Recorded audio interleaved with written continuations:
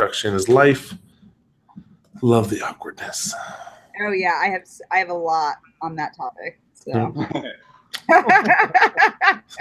Oh, it's on. We are live. All right, here we go. I make my cough noise. I do the introduction. We get going. Hello, gamers, students, friends, OTites, and people of the interwebs. It is I, your host, Coach Hulk, a.k.a. Coach Mo, a.k.a. just Mo, I guess. I am joined tonight by the amazing, wonderful, stupendous, electrifying Stephen Waldinger. Stephen, how are you, sir? Oh, I'm very good. It's the third week, I think, of my guest little stint here. I'm loving it. I'm loving it. Listen, here's the thing. I was texting Dev today. I was like, hey, let me know when you're gonna come back. And he was like, yeah, no, I'll let you know. And he's like, are you doing okay? I'm like, me and Steve are holding it down. We're doing some good work. My kids love you, buddy. Like, oh, awesome! I'm very glad to hear that. I haven't even met them, and I can already tell they're incredible kids. So yeah, that's so cool. My students are like the biggest fan base that we have, and I love them to pieces. And yeah, they just think you're great. But also joining us today, someone who has been mentioned a multitude of times, the Lady Beaver, the LB herself, is here. Hello, LB. How are you? Hi, I'm so good. I'm so happy to be with you guys. We're very jacked. Now, LB, not to be outdone by Steve, brought a companion, a friend, a cohort. Brandon, how are you? Or B, Brandon, B, dang it, I messed up already. Oh, that's good. Killer B is in the house. Killer B, how's it going, buddy? Good. I'm doing really good. Yes, fun fact, Steve B and me, the Lady B, were out filming all day for my new music video called Bicycle Man. Yay, Bicycle Man. Yeah, Steve was on guitar. It didn't have any strings, but he was That's the best way to play it. I actually prefer my guitar stringless, so it's classier. And B is sort of my director slash videographer. He was filming a lot of stuff up in Venice Beach. There's a roller skate dance troupe in Venice Beach, fun fact, and you can go skate dance with them on Saturdays and Sundays. And so that's what we did. It was really awesome. I've never thought of skate dancing, as I'm a very large man. At 6'7", I don't know. On skates, I would be almost 7 feet tall. I feel like that would be dangerous. Yeah, I'm 6'7". Oh wow, I'm 5'3", so. I remember being 5'3". I was in kindergarten. That was a tough year for me. But then I was 5'6" the next year, and life went back to normal. That's so funny. My dad's 5'3" also. We just stood up and compared our heights. You couldn't see it, but that happened. That's the best. That's good podcasting there, folks. Now, LB, what I wanted to do real quick, we've heard from our boy Steve all the great things and all the wonderful pieces about what he does and what he has been doing with Comet Prov with you. Would you mind giving just a quick little background on your part and all the awesome stuff you're doing with that? And then B, if you have anything you want to share out after, you go right ahead too. Okay. Awesome. Well, Steve and I actually met at a storytelling class at the Nerdist, which RIP is gone now apparently because Meltdown. Right, Steve? Isn't the the theater that we took our class in is actually still open. It's now called the Ruby. Oh, interesting. I didn't know that. And Nerdist still exists, but they're not up there. I don't know if they are doing like classes and stuff like that, but like the Nerdist podcast and stuff still exists. More like Facebook. Okay. Well, anyway, Steve and I took an awesome class there with a great teacher with the name of John Flynn. He's a storytelling guru, so if you really like stories, definitely look him up and listen to some of his. They're incredible. So we met during that class, and then after the class was over, Steve asked me if I'd be interested in attending the zine drawing night at Meltdown Comics. Rest in peace, Meltdown.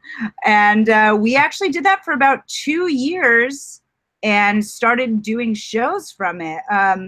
We decided to start tabling at comic conventions and drawing people custom made comics improv style. So I draw them first without Steve knowing what I'm going to draw, and then Steve writes in the words without me knowing what he's going to write.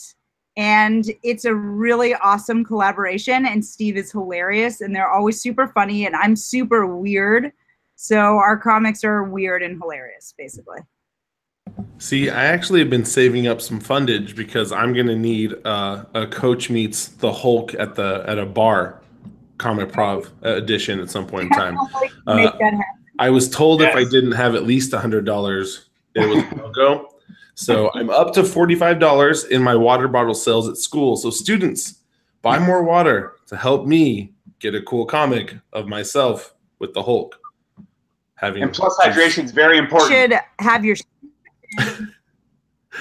students say how they want you to be drawn in the comic. Like we can draw you with a camel.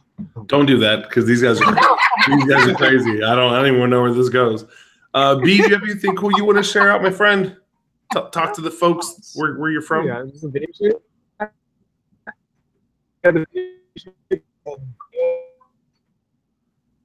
B, I can't hear you. If you're a ghost, blink twice. Sorry. Yeah. Now we can't hear the LB. What is happening? There are ghosts. We have some mic issues. The microphone. It'll get you. It's a tough one. How fun we had going to Vegas growing up as kids. And anyway. Left in the arcade. But yeah, about our trip out there. Yeah, so video footage wise, like, which videos did we get in? Oh man, we got a clip at hotel Roller coaster. Yeah, and then I filmed myself on the roller coaster singing the song. Oh crap! There's mic issues. That's not good. I don't know why. I just producer Tyler, when you listen to this, please know that I love every minute of it, and just don't edit it. Just let it be what it is. This is phenomenal. We heard roller coaster in Vegas. That's about all we could make out. I'm sure most of our listeners are like, please fix this. No, that was I loved it because in Las Vegas there was a roller coaster, and what had happened was there was a cat daddy and a tuna melt, and that's where the story got crazy. I think is what happened. That's all story. Yeah, tuna melt and a roller coaster. You're asking for trouble. No, that's never a good combination. You don't put those together and expect to get a solid outcome. Do we get them back? LB? B, are you back? So you were cutting off too. Can you hear me? Yeah, I got you. Hello? Yes. Okay, yeah. So yeah, I filmed myself on the roller coaster. Very like they made me go put my fanny last minute. So it was super under the table, like not allowed. Oh my God, I could have gotten in trouble. And I took out my phone and I filmed like a freaking ninja. And I made sure I had a cord attached to my phone so I could wrap it around my wrist so I wouldn't lose. I almost lost glasses. I don't think they heard any of that. Actually, there's a decent amount of that. We got like 4 out of 5 words. Language. Yeah. Oh. Here, why don't I up and then rejoin? Maybe I should text him. I don't know, just what happened. Are you going to sign out and sign back in? Is that what I heard? Yeah, I'm going to try to do that. It could be my internet. Good. All right. So, while we get that fixed, producer Tyler, I'm gonna talk about the changes coming to PSVG OT right now, and we can do that, and then we can have it all figured out. Okay, here we go. Community, wonderful people. There will be changes coming to the OT. After really good talk with Dev, really good talk with the boss man Don, the Kev, the PSVG higher ups. We got the board of directors down. We sat down with some donuts and some lemon juice, and we had a good powwow and talked about it. The OT is going to become bi-weekly. So that's every 2 weeks. Is that right, Steve? Am I saying that right? You are correct, yes. The reason why is because my ability to like do all the OT things we're supposed to do is I'm running out of time before the move. And so we're gonna turn it into a bi-weekly thing. So next week, no OT. So the viewers watching right now, we appreciate you so much. But next week, no OT. Week after that, OT is back. And we're going to go every 2 weeks. That way we kind of give ourselves that little break. We get to take care of things we want to do. But that'll be an OT proper. Added on to the end of PSVG is going to be an actual OT. And so what'll happen is on that week where we don't have the main one, there will be a little PSVG OT snippet, a conversation of a memory that will be added on to our PSVG proper podcast. So you'll still get us every week. However, you'll only be getting the main show. The main OT will only come bi-weekly now, followed by the PSVG OT snippet, which will just be a relational talk. It won't be the questions and all that stuff. It'll be the smaller version. So fans of the OT, we wanted to tell you of the changes that we talked about. And this is literally because I'm moving. I'm not going to be in this state anymore. I'm going to be in a 1-bedroom apartment with a wife and 2 very large dogs, leaving a beautiful 4-bedroom house. Not ready. But once we get settled and we talk, we will reassess what we're going to do OT-wise and see how that's working. So that's the plan. Now that we've gotten that out, there's a story involving a tuna melt, a roller coaster, Las Vegas, and an alien that we need to have finished. Are you back and ready to go, LB? There was I'm not aware of a tuna melt. We ad-libbed based on what we filled in some gaps when there was the audio from my phone. Huh? Right now, I'm gonna try from my phone and see if it works better. Okay, and just, that works for us. Here's the thing. This is awesome. So I'm just.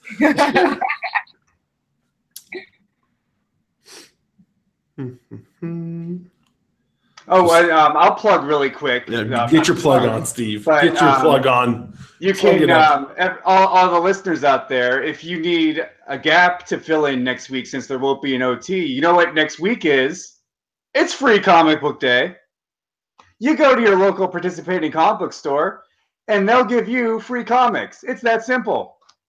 Go support the comic book store. Go get the free comics. Go enjoy the free comics. Go and get introduced to a comic that you haven't read before. And then Free Comic Book Day is the perfect excuse to read that comic. And then you'd be like, wow, this comic's great. I want to read more. And then support the store. Maybe buy something just because the stores, it's Free Comic Book Day for us, the patrons. It's not Free Comic Book Day for the stores. They have to buy these comics that they're going to give out for free. So just keep that in mind when you go to the stores. I go to a lot of stores, and so I pace out what I'm going to buy, but I try and get something from every store I go to. So yeah, if you're not able to, they'll understand. Just if you're not able to support them that day, maybe just go back there when you can and talk to the nice people there, because they're all very friendly. A lot of comic book stores I'm finding, they also do they have games. Like my favorite shop, they do a lot of Magic, the card game there, and I know there's plenty of other shops that do as well.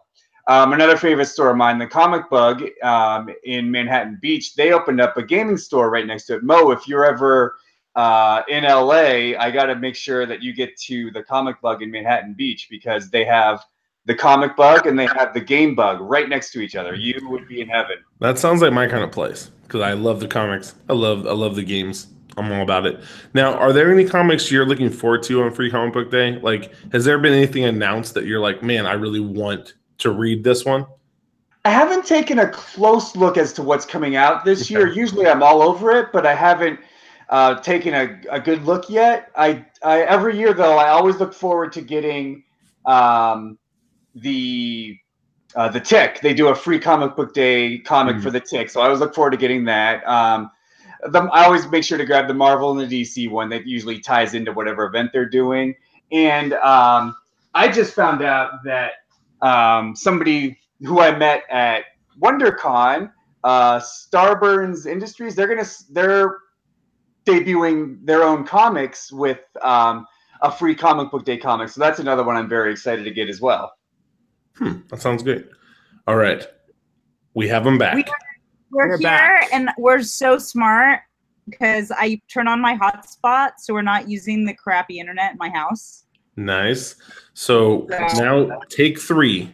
Las Vegas, roller coaster, tuna melt, Jesus Christ Superstar, John Legend. Let's do this. So yeah, we were not allowed to obviously film on this roller coaster. What? And even they made me check my fanny pack. Like I'm a fanny pack girl. I will always have a fanny pack, and I've started like a little collection, and they're cool. Don't let anyone tell you otherwise, okay? My wife actually is a 3rd grade teacher, and she bought fanny packs for her whole team, and it literally became a thing where the 4th grade and the 5th grade and the 6th grade team were all jealous of the 3rd grade team's matching fanny pack game. So fanny pack game, still a thing. Just saying. I am a teacher too, and I suggested to my principal that we all get custom embroidered fanny packs, but it never happened. But I did get it approved that the teachers could wear fanny packs, and there are 3 or 4 of us that do.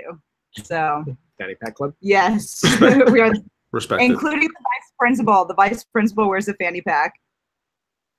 Well done. So back to roller coaster, tuna melt, fanny packs. I had to check my fanny pack, and I just like a ninja had my phone and just pulled it out as soon as we were on the coaster. And at one point, I go from singing the song to just straight up screaming. Like I'm screaming. Straight downhill.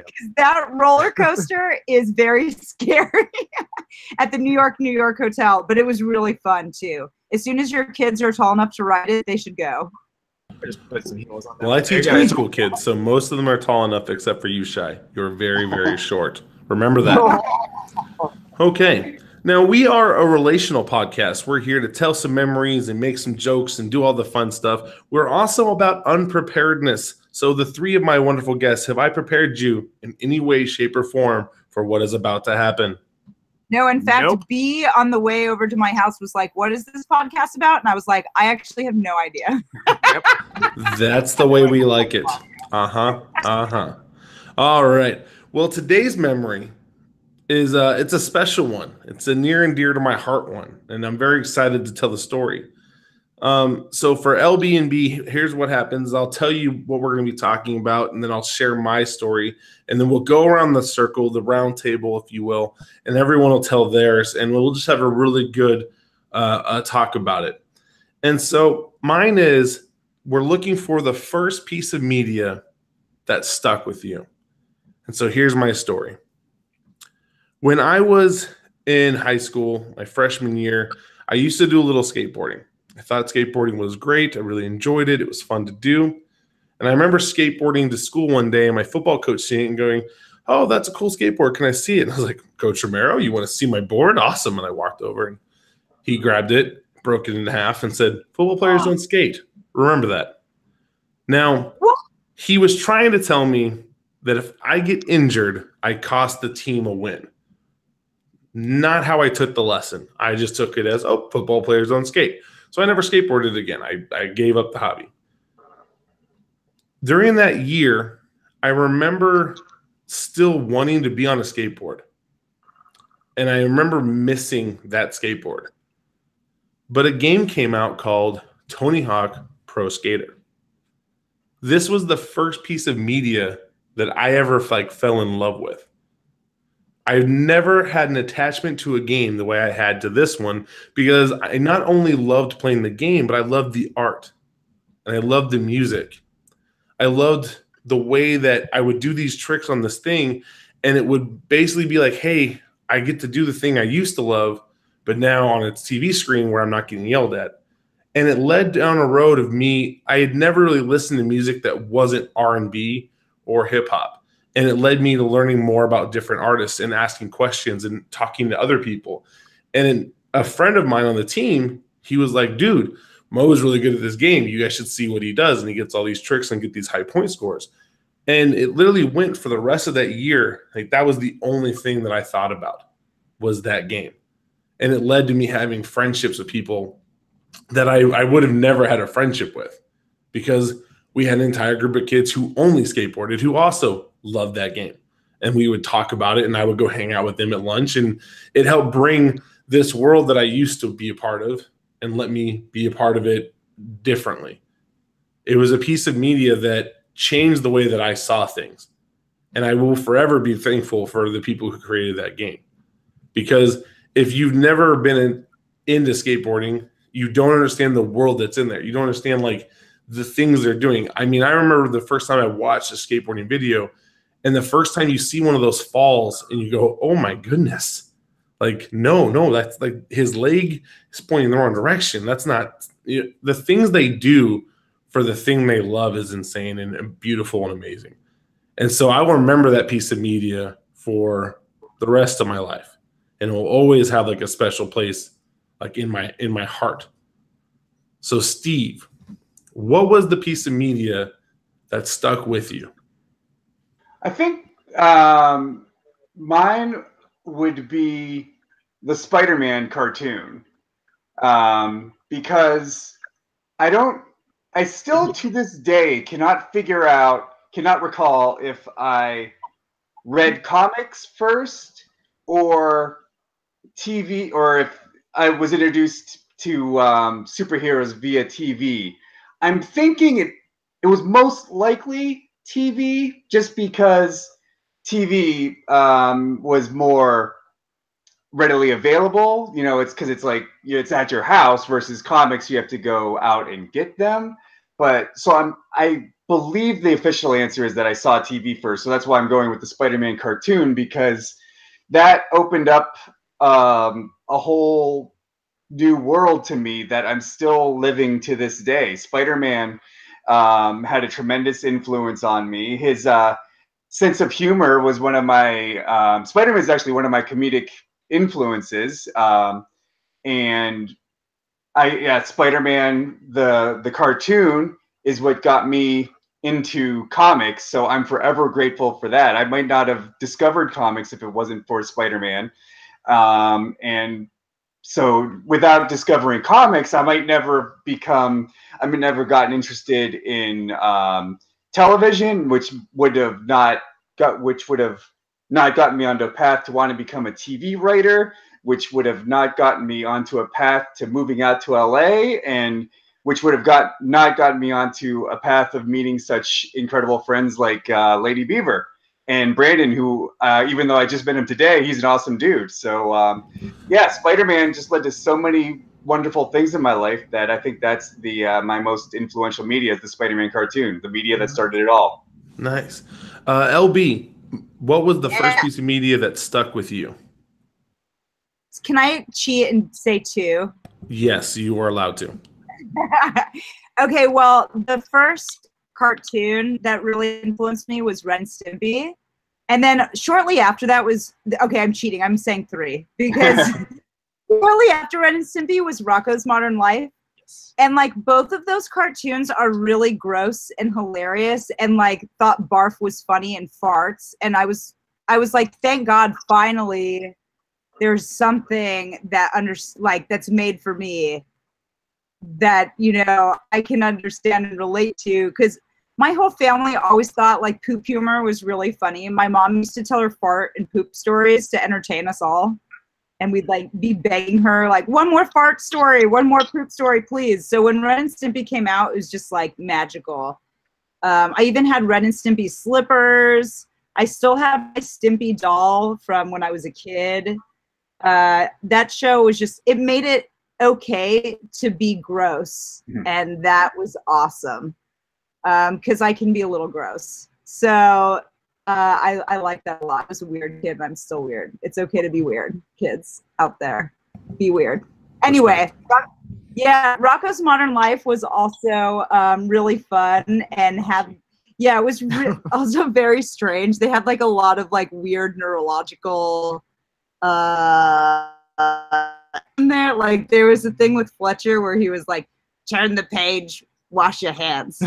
Turn the page, wash your hands. So weird and OCD and amazing. Anyway, those were really important to me. And then also Jim Carrey. When Jim Carrey came out in Ace Ventura and then Dumb and Dumber and The Mask, those 3 movies, they really influenced me as a kid. He is such a funny, weird guy and just so confident. And he was my idol. He was absolutely my idol. My entire room was covered in Jim Carrey posters. And yeah, I'm a comedian too. And he's probably my #1 original comedian influence, to be honest. So yeah, those 2 things were very important for me. To this day, Rocco's Modern Life is the only cartoon series I have seen front to back. It's the only one. And it's because it's amazing. Well, the humor, it was a hit with me. Like it always made me laugh. But I used to babysit for one of I called her auntie. I don't think we were actually related. But she was my aunt. And I would babysit her kids, and her youngest son was in love with the show. And so literally we would watch it over and over and over again. So to this day, it's like the only cartoon that I can say, like, I've seen every episode. Most of the time I can be like, I've seen 3 episodes or 1 or none. So just a little tidbit, little coaches throw in there. Now, B, yes. For you, what is the piece of media that stuck with you the most? Okay, so we used to go to like Fry's Electronics, and they would show like the displays of the videos. And there was like this one that I always remember. It was a music video, but it was like 3D music video where it's played music where these balls would like come down and do the tones and everything with it. And that kind of like pushed me into my career, like what I wanted to go into was 3D animation. And so that kind of pushed me into that direction and wanted to go do that work and then study that kind of field. So I feel like that kind of stuck with me and then kind of pushed me towards wanting to go 3D animation and discovering that and seeing how like now where it's come to like VR type stuff now. Nice. Awesome. Do you remember the song? No, it wasn't really a song. It was more instrumental. It was just like balls going on metal, like balls going on metal to make that music. So but it would be CG. Respect. That's all I got. Now, we talked about Jim Carrey. We talked about Tony Hawk. We talked about ball striking the metal. And we talked about Spider-Man. I'm really proud of us. Like this is a very good mix here. Such like, good. Yes. This is such good material. No, I'm like, here's the thing. With my kids, like so most of the time we listen to this during class. Like that's when it's listened to. It's the best class ever. Well, I'm a PE teacher, and so whenever we're outside or we're lifting weights, I want us to have something to listen to, and so we listen to podcasts a lot. We don't do music because no one can agree, and so I'm like, with podcasts, we're all just listening, so everybody can agree. But the questions we have are actually built from a group of my kids who are looking to learn more about art, so they have art in their future. So our group is Miranda, Voss, Michelle, and Sarah. And here are their questions. So we're going to go through, we'll go roundtable. So we'll go LBB, Steve, me. Sound good? Yeah, I'm ready. Good. Challenge me. Okay, so first question. In a world where art is getting less and less funding, what can students do about it? LB. Make more art. Yes. Make more art. Draw. Yes, and make it known that it is important. Make it known it's important. Show up. Go to art museums. Go to your friends' exhibits. Support your fellow artists. Go to shows. Go see music. Go see local bands. Spread their freaking posters. Videotape them. Spread it on the internet. get people to follow them on Instagram.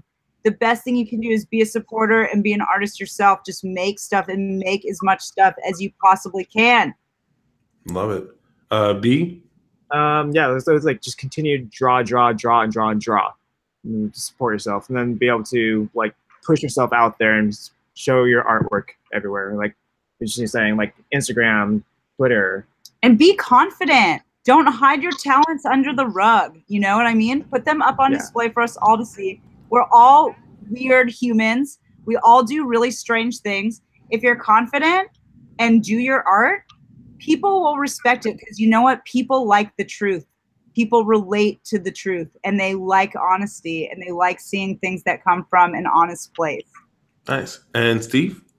I agree with everything that has thus far been said. I think my only little chime in addition has already been covered, but I'll just use the three letter abbreviation of DIY, do it yourself. Don't be afraid to do it yourself. If you're doubting yourself for any reason, the only way to get over that doubt is just work through it.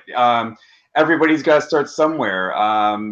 Don't think that you can't do it, because you can. It's not going to be easy at first, but you got to practice. Just the more you do, the better you get, and then the next thing you know, you're an all-star. Awesome. Mine's going to be voting with your wallet. And what I mean by that is I couldn't have said this maybe a month ago, but now that I'm leaving and I currently do not have a job in Orlando, I'm free to say what I think. Most states now allow students to choose whether they go to a public school or a public charter or a private charter or a private school. And these schools get money based on your attendance. When you show up to school, they get paid by the government. Like, that's how this works. We have to sign sheets that say that our attendance is correct too. Yep. Like, it's intense. So because of this, students, if you're going to a school who's not offering art, who's not offering music or band, go find the school that does. Or petition the hell out of your school. Like, get your parents angry. Let them know. Yeah, they talk to your principal. They have to listen to angry parents. Your angry parents are the ones putting you in their school. Just get your parents to create a huge fuss over it so that they do something about it. By letting them know, because you literally make them money by letting them know that if you leave, it's because you want to go to this place that has music and art. And if they are not going to provide that service to you, you need to go somewhere else. That takes money out of their pocket. And most of these principals and schools are business people now. And they have to understand that when money's taken out of their pocket, it doesn't look good to the school board who keeps them going. So vote with your body. Vote with you. You are an entity. You are worthy. You are worth something. So that's my advice. If they're not going to do it, go find the place that will. And I can say that now. Because they can't fire me. I'm leaving. So, all right. Next question. Is art school as scary as it sounds? Being critiqued and stuff is a huge fear of mine. LB. Is art school scary? What? Art school is the most fun thing in the entire world. Are you kidding me? Oh my God. Okay, so yes, the critiques are real, and like, okay, I do have sometimes an issue at receiving constructive criticism. I can get a little defensive because I think my art is awesome, and so it's hard for me to hear critique sometimes. However, that being said, it's all constructive criticism. It's there to help you be a better artist. And you know what? At the end of the day, you're going to take from it what you want anyway and tune out what you don't want to hear. And, you know, by my second year of grad school, I went to Pratt for graduate school. I have a master's in printmaking. And when I was there, my second year, I remember the first year kids were trying to critique me and offer me suggestions. And I was just like, no, I'm not doing that. No, I like it the way it is. So, I mean, you really take from it what you want, honestly. there's nothing to be afraid of. You know, maybe your ego gets bruised a little bit, but it's like, shake it off, grow from it, learn from it. You know, learn how to take constructive criticism, learn how to tune out the stuff you don't want to hear, and like keep it for yourself. Because I mean, really, at the end of the day, you have to do you. That's the only choice you have. You're stuck with yourself, right? So you better do it, you know, because otherwise you're going to go insane. That's all right. B, art school, scary? It's not as well. I didn't find it as scary. It's more just like, what would I say? It's more of like you get out what you put into it. Yes. Like if you put a lot of effort into it, and you'll get a lot out. But there's all those distractions too at the same time. But as long as you can manage the distractions, then you're good to go. Yeah. But it's literally like the critiques aren't as bad, but it's more just to help you. All right, Steve. No, I didn't officially. I never went to art school. I did go to college. So I'm gonna, I'm gonna approach this more from like the writing perspective, because that's where I get my butterflies sometimes. It's like you write something, you know, you spend all this time working on something, and then you're ready to put it out in the world, and you're like, wait a minute, how's everybody going to take, you know, how's everybody going to interpret my baby? I've put all my hard efforts into this. How's it going to go? So I'm getting I still get those butterflies a little bit, but I think I'm going to quote Mr. Miyagi, because I think by the time this comes out, the new Cobra Kai show is going to be out on YouTube Red. So in the third movie, Daniel-san is scared of his opponent, and Mr. Miyagi says, it's okay to lose to your opponent, but you must not lose to fear. So I think this college, and I'm thinking art school is probably the same way. You just you'll find the people that you can trust, and when you find that network, you'll be able to get the constructive criticism that you'll be able to get, and that'll help you grow as an artist. So that I kind of lost the point of where I was going with this a little bit, but can I say a quote too, really fast? Yes, please, yes. You said a quote, and it made me really want to say a quote. So I'd like to quote Taylor Swift: "Haters gonna hate, and players gonna play." Play. All right. So I've never been art-y. I play the instrument that has the least amount of creativity on my end. Some bass players are very creative. However, when I play bass, just stick with the drummer's foot. And if I do that, everything's easy. Life's good. I've tried to draw once, maybe twice in my life. I'm not super talented in that area either. And I'm not a very creative writer. I just kind of write how I talk. And that's great. It works for me, and a lot of you have read it. So I'm actually going to talk about it as far as when I went back to school to get my master's degree in science. And what I'm going to tell you is I remember watching 3-4 hour seminars on biology and microbiology and the study of life. And I remember being bored out of my mind, and my wife came up behind me, and I'm like, I just don't know if I can do this. Like, Like I literally had students who would be like, you're a PE teacher. Why are you getting a master's in biology? Like, And I was like, because someday I won't be able to be a PE teacher. Good PE teachers play. Bad PE teachers don't play. The day I can't play, I can't be a PE teacher. And my wife walks up behind me and was like, hey, don't listen to people who say you can't. Just believe in the people who know you will. Gave me a big old kiss and a hug. And I was like, you know what? Yeah. And so if art school is scary because you're afraid of being critiqued, then listen to the people who believe in you and know they have your back. Take that critique and learn from it.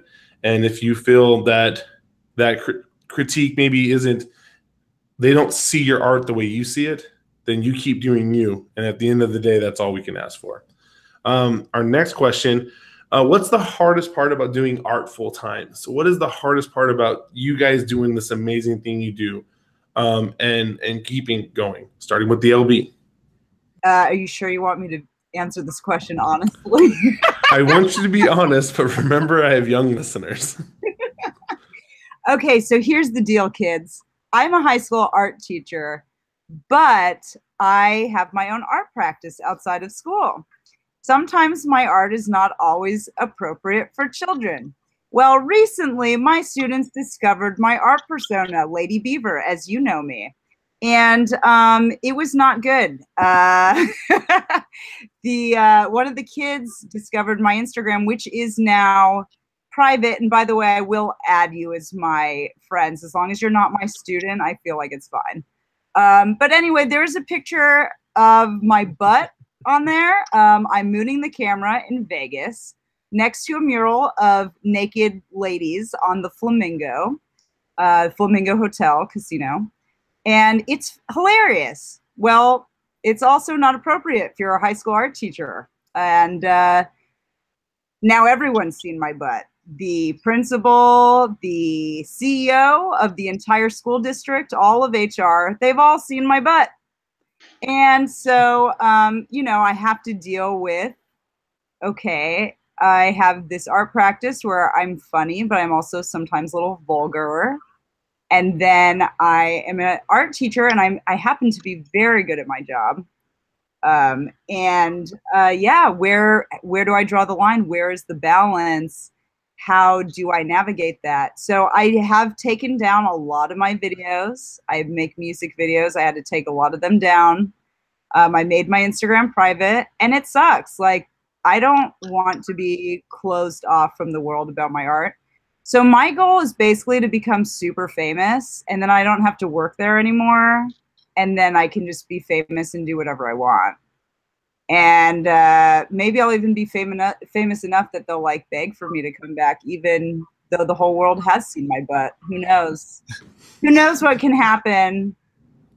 All right. B, how about you? What's the question? Rephrase the question again. Hardest part about doing art full time?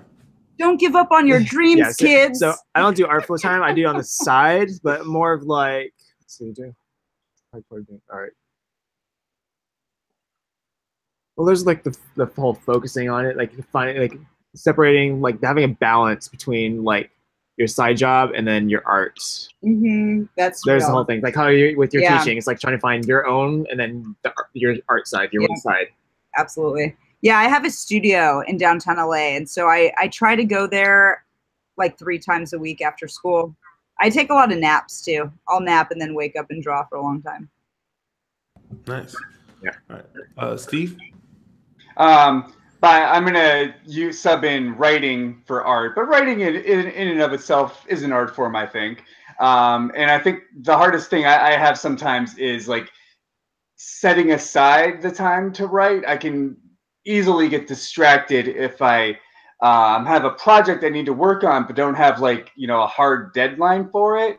So I have to go to great lengths to be able to finish the project. Like, I basically can't work at my apartment because I'll find something to distract me, even if it's just a blank wall. I was like, oh wow, that wall is so blank, huh?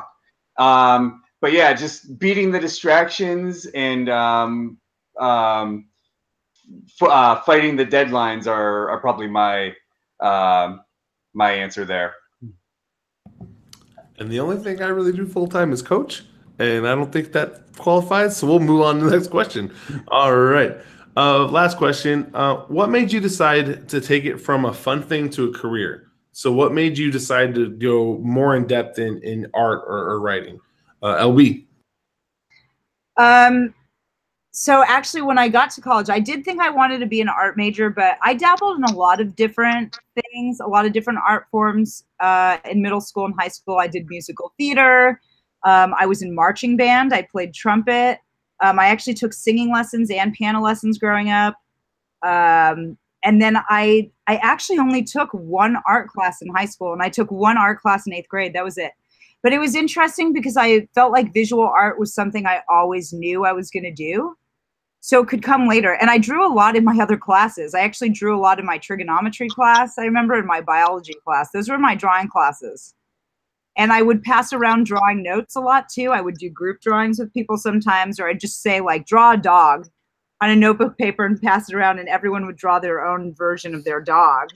And it was just really fun. And that was biology class.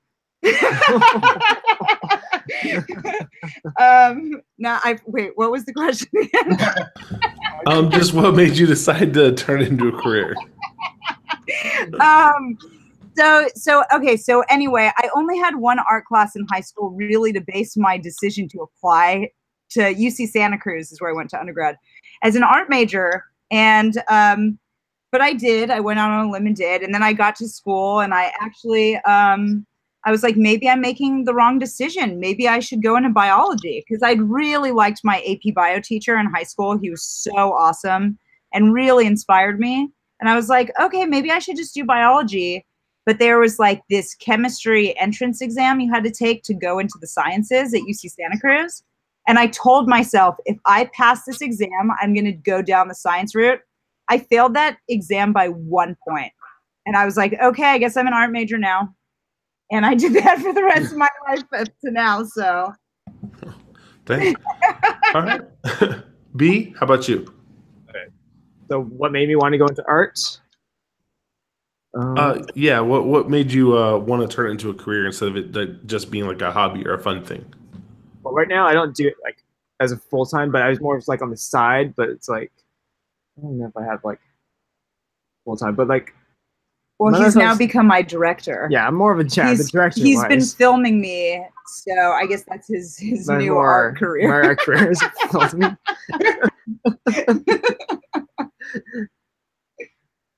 Yeah, so that will do full time. Oh, okay. All right, Steve. For me, I came across the show. While I was in college, I'm dating myself a little bit here, but I came across the show Space Ghost Coast to Coast one day. And when I saw this show, I fell in love with it. And I was like, how do you, wait, I want to write one of these shows. How do I do it? So I took whatever, I was still in college at the time. So I took whatever class, the few screenwriting classes I could take. They didn't have many options at my school, but I took the ones I could take and just I ran with it from there. So yeah, the show Space Ghost Coast to Coast is what made me want to become a writer. Nice. And again, I just coach, and it really was one of those things where I just always love playing games. I love being competitive in the strangest things. It's just kind of innate in who I am. You know, my wife, I think I've told this here before, but I'll say it again. My wife read one of the young teen books. What was it called? The one with the vampire and the wolves. Twilight? Yeah, thank you, Twilight. She read the Twilight book in like 2 days, right? And she's like, oh, I read that so fast. And the moment she said that, I was like, oh, no. So I read it that day. And then the next day, I read the second book. And then I read the third book. And literally, I did it in succession. In like 3 days, I read all of them. And I was like, oh, yeah? Now who's the fast reader? Like, it's just who I am. And it's over just petty, dumb things. But it's just, it's one of those things like it's hardwired in my personality. And so with coaching, it just kind of became, once I realized I couldn't play anymore or I couldn't go any farther playing, the logical choice was going into coaching and teaching about sports. So those are all of our awesome questions for today. Very grateful to have these 4 kids who wanted a little more information. And I can't wait to play this episode for them when it comes out on Tuesday. Now, to wrap up the show, we normally have 2 things happen. We have the curveball, which anyone's allowed to throw a question over my way that I answer. And we have the game of the year. Now, I don't know LB or B well enough, so it can be any media of the year. So it can be album of the year, song of the year, movie of the year, comic of the year. So does anybody have a curveball you want to throw at me? If not, we'll move on to our media of the year. Going once? Going twice? What's media? Curveball. Curveball will just be a random question for Mo.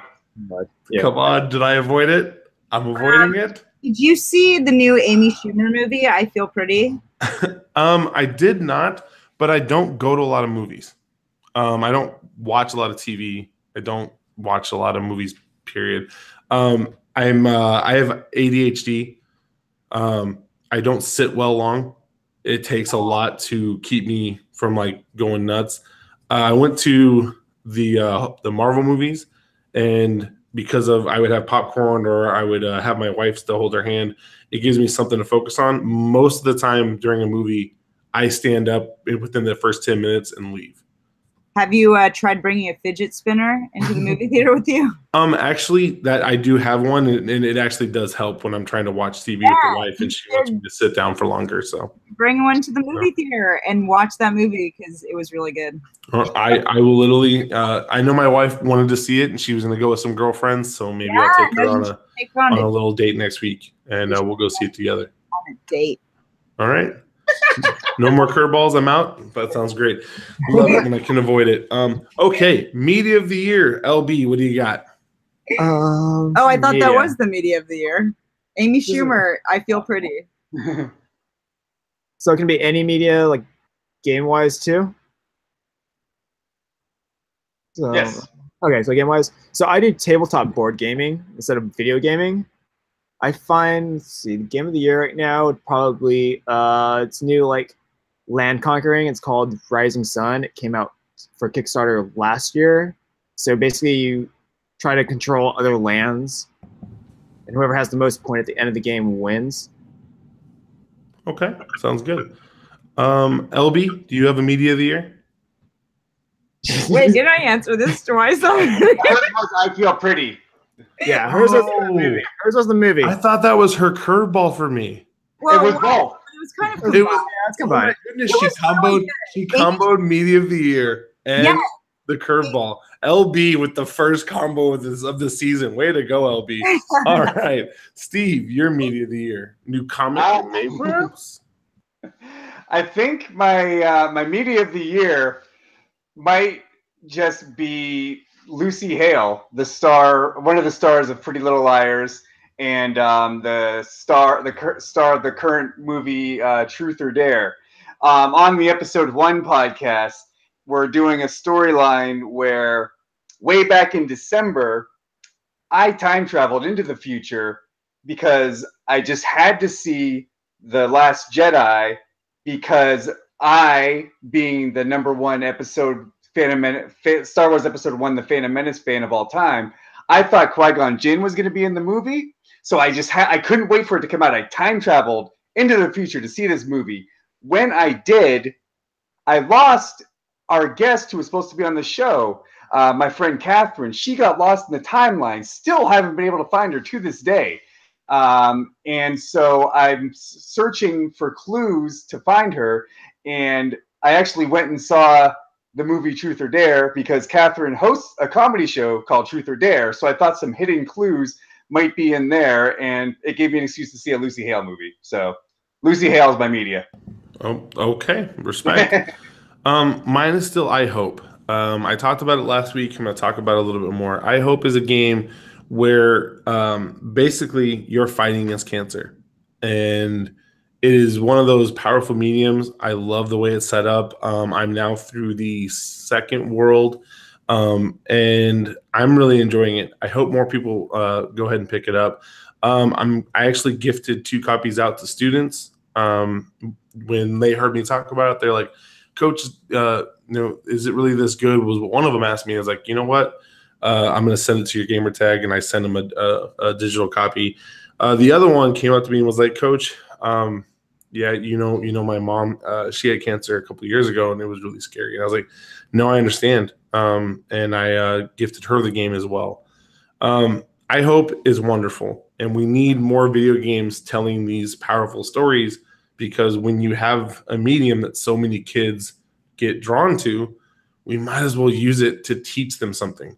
And that's just my 2 cents on it. So again, my game of the year is still I Hope. Now, with that, it's time for us to say goodbye. See you later. We'll miss you.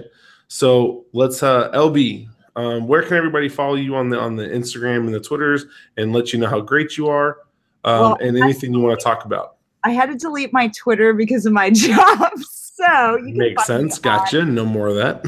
You can find me on Instagram, though, you guys. It's top secret. Are you ready? It's at Lady Beaver. All right. Sounds good. Brent B, anywhere you want people to follow you? Reach out? I don't really More directing gigs? More directing gigs? I don't really post too much on the internet, but if you want to follow me on Instagram, I don't really post too much on there, but it's going to be BDUYAN. All right. Steve, you are an expert at this, so I'm actually just going to shut up and let you do your thing. The first thing I'll mention is that just yesterday, me and Mo were guests on the That's Entertaining podcast, where we gave an in-depth, extensive review of Avengers Infinity War. So if you want to hear me and Mo talk about Infinity War with our buddy Nate from That's Entertaining, just go to that'sentertaining.net, and it's the newest episode up. You can also find it wherever you get your podcasts from. Speaking of podcasts, I mentioned the episode 1 podcast that I co-host with my buddy Chris. The primary thing we do on the show is we talk about the premiere episodes, the first episodes of new TV shows, and then we unfairly judge that show, the entire series based on that one episode. And as you heard me say just a moment ago, we do a lot of our opening bits involve a lot of zany storylines. Like for a good while, me and Chris were going to have a steel cage wrestling match because I watched the show Inhumans and he didn't, and it drove me crazy. So if you want to listen to some fun, zany TV talk, check out the Episode 1 podcast. We're on Twitter and Instagram at Episode 1 Pod. Direct link episode1pod.libsyn, LIBSYN.com. iTunes or Apple Podcast links is tiny.cc/episode1. And of course, I got to mention Comic Prov because my Comic Prov partner is here with me for the first time. I've been trying to get her onto a podcast with Mo forever, so it finally happened. We make live comics starring you. Lady Beaver LB draws it without me knowing what she's going to draw. I fill in the words without her knowing what I'm going to write. It's a lot of madcap hilarity. We're at comicprov.com. We're on Instagram and Twitter at comicprov. Did I miss anything there? They make great presents. So even if you don't want to be in one, you can have us draw someone else that you know, like your teacher, in however you want, like as a camel. Please don't make me a camel, guys. I'm begging you. I'm not trying to be a camel. But remember, buy more water bottles from Coach so that I can save up the money for my comic that I'm trying to get done. You know, Coach and Hulk chilling. Yes. We could solve crime. It'd be great. All right. And you can follow me at the Coach Hulk on Twitter and on Xbox. I don't know if I have an Instagram. I probably don't. I don't really take a lot of pictures. I'm not really about that. So you guys know you can find me at PSVG, www.playsomvideogames.com. I think it's moving the site. I'm not sure where the site's going, though. I'm not 100% sure on that because I don't always listen when Boss Man Don tells me stuff. I should probably do better at that. I love you, Donnie. Please don't fire me. With all that being said, I'm so grateful for this wonderful group. I'm so grateful to learn about tuna melts and roller coasters and the things that happen with them. But most of all, I'm grateful for all of you wonderful listeners, from the students to the people we met on the internet to all the wonderful people that we've come into contact with. Thank you, thank you, thank you for making OT what it is. And with that, I have 2 things to say. Do you even art? Because that's the end of episode PSVG OT 26. And that's game over.